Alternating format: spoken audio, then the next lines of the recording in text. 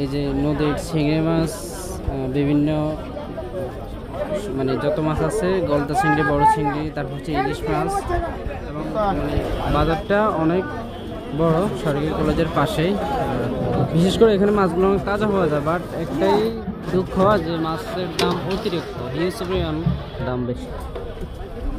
মানুষের যে ভিড়, তারা দাম বাড়াবে না কেন?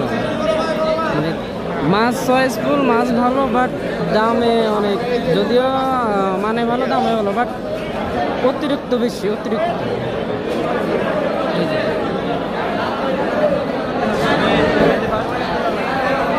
অতিরিক্ত বেশি মাছের দাম।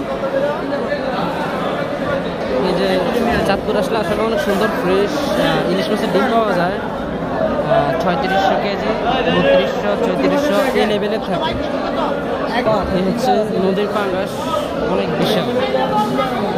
তবে যাই বলে না কেন, চাঁদপুর ইলিশের মাছের গ্রাম টেস্টে আলাদা, দেখতেও আলাদা, চিকচিকে পদ্মার ইলিশ।